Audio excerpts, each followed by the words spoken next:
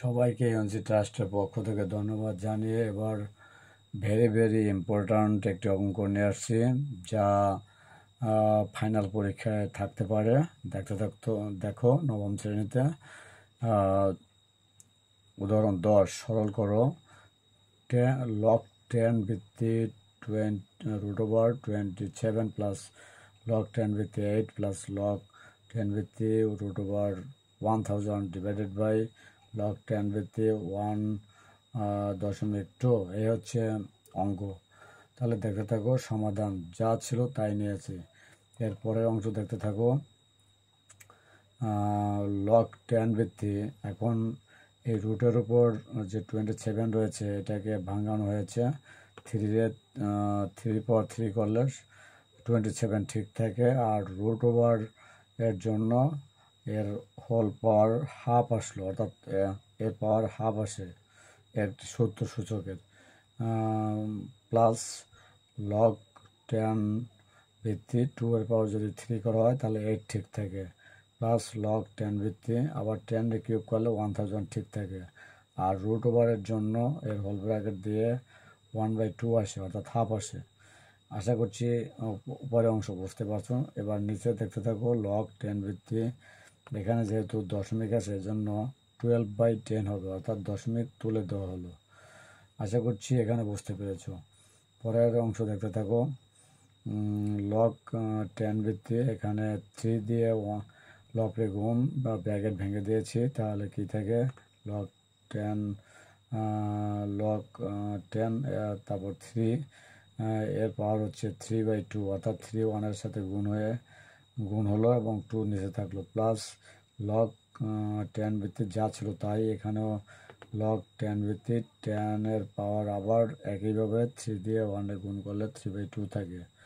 আশা করছি এখানে বুঝতে পারছো। আর নিচের অংশে দেখো লগ 10 ভিত্তি 12 মাইনাস লগ 10 ভিত্তি 10, অর্থাৎ এখানে ভাগাকারে আছে।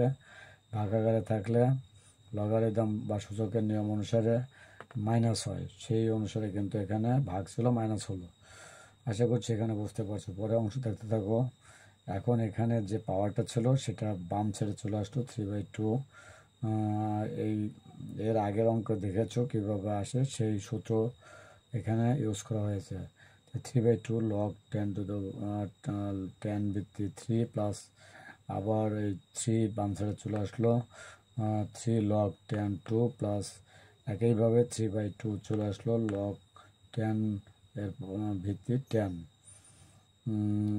ডিভাইডেড বাই লগ 10 ভিত্তি 12 রে 12 এভাবে ভাঙানো হয়েছে, মাইনাস আর লগ 10 ভিত্তি 10 যা ছিল তাই। আশা করছি এই স্লাইডের যতটুকু ছিল বুঝতে পেরেছো। পরবর্তী স্লাইডের বাকি অংশ দেখতে থাকো। বাকি অংশ এখানে 3/2 যা ছিল তাই এখানে একটা টেকনিক অবলম্বন করা হয়েছে, প্রত্যেক গ্রুপেই 3/2 বানাতে হবে। তাই এই অংশে 3/2 বানানোর জন্য 3/2 নিলাম, ডট ইন্টু আবার 2 নিলাম, 2 কেটে গিয়ে কিন্তু 3 ঠিক থাকে।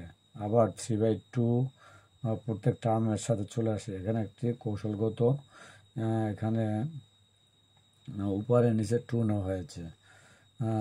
আশা করছি এখানে বুঝতে পারছো। আর এখানে হচ্ছে যা ছিল, অর্থাৎ ডিভাইডেড বাই লগ 10 3 সাজিয়ে লেখা হয়েছে, প্লাস লগ 10 ভিত্তি 4 মাইনাস লগ 10 ভিত্তি 10। আশা করছি এখানে বুঝতে পেরেছো। এখন এখানে দেখো 3 যা ছিল উপরে অংশে সেটাই রয়েছে, আর নিচে লগ 10 ভিত্তি 3 প্লাস লগ 10 এই 4 একে ভাঙানো হচ্ছে, 2 পর 2 4 থাকে মাইনাস, আর এখানে যা ছিল তাই। এখন কি করা হয়েছে, উপরে থেকে 3/2 একসাথে কমন না হলো। আশা করছি এখানে বুঝতে পারছো। এখানে থাকে লগ 10 3 প্লাস 2 লগ 10 2 মাইনাস, আর লগ 10 এর পর 10 মানে কি 1 লেখা যায়, যেহেতু এই সূত্র অনুসারে লেখা যায়। লগ 10 ভিত্তি 10 ইকুয়াল টু 1, এটা একটা সূত্র, সেই সূত্র একসাথে এখানে বসিয়ে দেওয়া হয়েছে। আশা করছি বুঝতে পারছো। আর নিচে লগ 10 3 থাকলো, আর এই 2কে বাম সাইডে নিয়ে আসলো, 2 লগ tan2 মাইনাস আর log tan ভিত্তি tan এটা 1 লেখা যায়, সূত্রটি দেখানো হয়েছে।